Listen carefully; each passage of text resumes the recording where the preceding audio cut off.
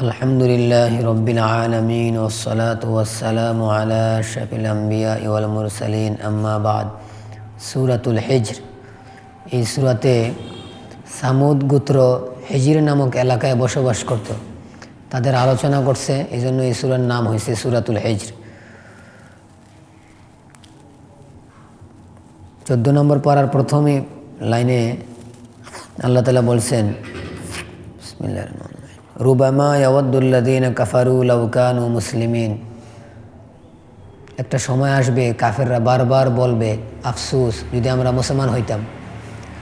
এটার একটা ব্যাখ্যা হইল, জাহান্নামে যাওয়ার পরে তো আযাব ভোগ করবে, এমন না যে শুরুতে যে আযাব লাগাতার একই আযাব, এমন না, হঠাৎ হঠাৎ করে আযাব বেড়ে দেব। বলবো যে অমুক অপরাধের জন্য আযাব বাইরে গেছে, যখনই বাড়বো তখনই আফসোস করব, যদি মুসলমান হইতাম, যদি ইমান আনতাম। যদি আমরা ইমানের ভিতরে না থাকি, আল্লাহ আমাদেরকে হেফাজত করুক, তো আফসোস কিন্তু আমাদেরও করতে হবে। তো ওই সময় আফসোস করলে কাজ হবে না, এখনই নিজের ইমানকে হেফাজত করতে হবে। এক আয়াতে আল্লাহ তাআলা বলছেন যে, ইন্না নাহনু নাযালনা যিকরা ওয়া ইন্না লাহু লাহাফিজুন। জিকির মানে এখানে কোরআন আমি নাজিল করছি, কোরআনের আমি হেফাজত করব। অতীতে আল্লাহ তাআলা আসমানি কিতাব নাজিল করছেন। আমাদের সমাজে এখন অনেক জায়গায় শুনছি ফ্রি মানুষকে দেয়, তাওরাত, ইনজিল, জবুর, এগুলো আবার একসাথে করছে বাইবেল বলে।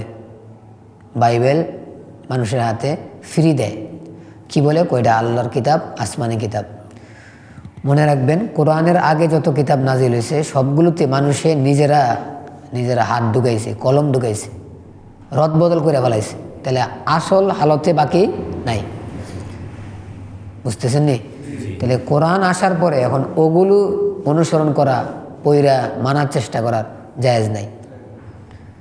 অনেকে বলে যে আসমানি কিতাব তো পড়ি আমি আমার মন ছোট না, আমার মন বড়, আমি সব পড়ি।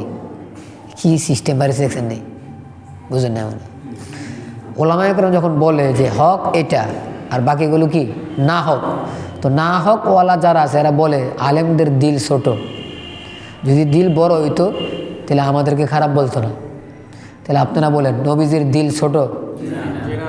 আবু জাহেলকে খারাপ বলছে কিনা? বেঈমান বলছে, নবীজি বলে নাই। বলার কারণ তো এটা না, আপনি বলতে পারবেন না যে নবীজির দিল ছোট ছিল। কোরআন শুধুমাত্র শব্দের নাম না, কোরআন শব্দ এবং অর্থ দুইটা মিলে কি হয় কোরআন। তাহলে আল্লাহ তাআলা শব্দেরও হেফাজত করবেন, অর্থেরও হেফাজত করবেন। বুঝাচ্ছে? আশ্চর্য বিষয় দেখেন আল্লাহ কি সিস্টেম করছে। মক্তবে যে বাচ্চারা পড়ে আর হেফজখানা যে বাচ্চারা পড়ে, এদের পুরা মেহনত শব্দ নিয়ে, মানে শুধু শব্দ না। আর কিতাবখানা যে আলেম হইতেছে, আলেমরা পড়ায়, আবার আলেম হয়, আবার আলেম হওয়ার পরেও পড়ায়, এদের পুরা মেহনতটাই কোরআনের অর্থ নিয়ে। তাহলে ওনারাও কোরআনের মেহনতে আছে, বাচ্চারাও কোরআনের। আল্লাহ কি সিস্টেমে হেফাজতের সিস্টেম করছে দেখেন। যত দিন যাইতেছে হাফেজের সংখ্যা বাড়তেছে। আমরা তো বলতেছি খারাপ বাড়তেছে, ঠিক আছে, যেমন খারাপ বাড়তেছে আবার খবর নিয়ে দেখেন ভালোটাও কিন্তু বাড়তেছে। মুসলমান হয় না পৃথিবীতে, কিন্তু কোনো এলাকার খবর নিয়ে দেখেন ওই এলাকায় সমানে কি হইতেছে, মুসলমান হইতেছে। আমার আপনার কাছে সব খবর নাই। আর মিডিয়া আমাদের হাতে না, মিডিয়া কার হাতে? বেঈমানদের হাতে। সবচেয়ে বড় প্রমাণ, ইসলামের দোষ যখন আসে তখন দেখবেন ধুমধাম সব জায়গায় কী করতেছে, ছড়তেছে। আর যখন ইসলামের সুনাম আসে তখন দেখবেন ছড়ায় না, কেউ জানেও না। আরেকটা প্রমাণ, আমাদের দেশে আলেমরা যদি কোনো কাজ করে দেখবেন মিডিয়াতে তুমি চাইব না। আজ উল্টাওয়ালা মানুষ কাজ করে, একজন রাস্তা নামছে দেখবেন এটা সব মিডিয়াতে দেখাইব, সব খবরে দেখাইব।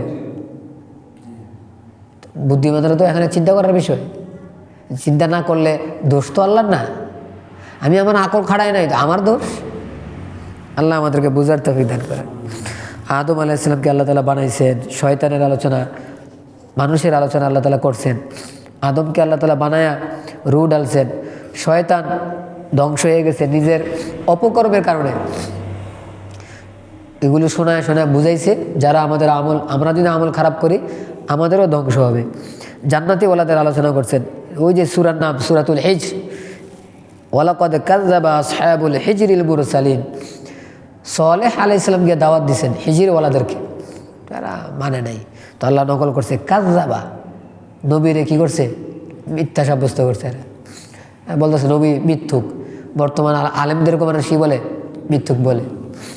তো এদেরকে আল্লাহ তাআলা ধ্বংস করছে আওয়াজ দিয়া শেষ করে দিয়েছে। কোরআনে পাকে আল্লাহ তাআলা বলেন ওয়ালাকাদ আতাইনাকা সাবআম মিনাল মাসানি ওয়াল কুরআনাল আযীম, আমি নবীকে কোরআনে আজিম দিছি। কি ব্যাখ্যা?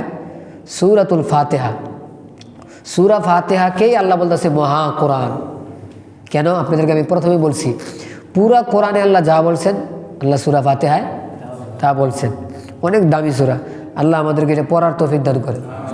অনেকে বলছে বিভিন্ন ধরনের সমস্যা, এই ঝামেলা ওই ঝামেলা, সূরা ফাতিহার ভিতরে আল্লাহ তাআলা শেফা রাখছেন, যেন আমাদের যদি কখনো অসুস্থতা হয়, রোগ হয়, আমরা ফাতিহা পড়ে ফু দেই, ইনশাআল্লাহ কাজ হবে। আল্লাহ তাআলা আমাদেরকে আমল করার তৌফিক দান করেন। ফাসদা বিমা তুমার ওয়া আরিদ আনিল মুশরিকিন, প্রথমে নবীজিকে আল্লাহ তাআলা বলছেন যে আপনার কাছে আমি ওহী নাজিল করতেছি, আপনি মানুষের কাছে পৌঁছে দেন। কিন্তু হালত এমন ছিল প্রকাশ্যে বলতে পারতো না। ইতিহাস পড়বেন, একদিন দুই দিন না, প্রায় 3 বছর লুকায় লুকায় মানুষের দাওয়াত দিছে, কেউ জানতো না। যায়েদ বিন আরকাম রাদিয়াল্লাহু তাআলা উনি নিজের গড়টা দিছে যে যদি যারা যারা ঈমান আনছে কয়েকজন হাতে গোনা, এরা তো কিছু শিখতে হবে না, কোথায় বসবো?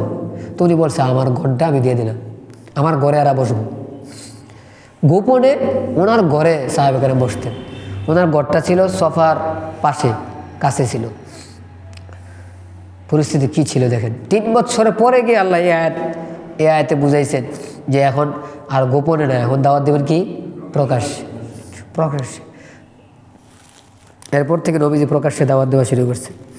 এক আয়াতে আল্লাহ তাআলা বলতেছেন ওয়া'বুদ রাব্বাকা হাত্তা ইয়াতিয়াকাল ইয়াকিন, তুমি তোমার রবের ইবাদত করো ইয়াকিন আসার আগ পর্যন্ত। ইয়াকিন মানে মৃত্যু আসার আগ পর্যন্ত। তাহলে আমার আপনার ইবাদত কয়দিন চলবো? এটা আপনাদের মুখ দিয়ে আমি কেন বলাইলাম? পৃথিবীতে কিছু মানুষ বাইরেছে যে দিল যদি ভালো করে সাফ হয়ে যায় আর নাকি ইবাদত লাগে না। আল্লাহ বলতেছে মৃত্যু পর্যন্ত ইবাদত। আরেকটা বিষয় খেয়াল করেন, মহিলারা শুনতেছেন, আমরা সবাই যার যার মন মতো চলি। মন মতো চলা হইতো না যদি আমাদের ভিতরে মৃত্যুর ভয়টা থাকতো। মৃত্যু জিনিসটা পৃথিবীর কেউ কিন্তু অস্বীকার করে নাই। যারা আল্লাহকে অস্বীকার করে এরাও মৃত্যুকে স্বীকার করে না। তাহলে কোরআন দ্বারা বোঝা গেছে মৃত্যুর একটা নাম পাইলাম, মৃত্যুকে বুঝাইছে ইয়াকিন। মৃত্যুর আরেক নাম কি? ইয়াকিন। ইয়াকিন মানে কি? শিওর। আল্লাহ আমাদেরকে মৃত্যুর আগে পরকালের জন্য প্রস্তুতি নেওয়ার তৌফিক দান করেন। সূরাতুল হিজর শেষ, সূরাতুন নাহল।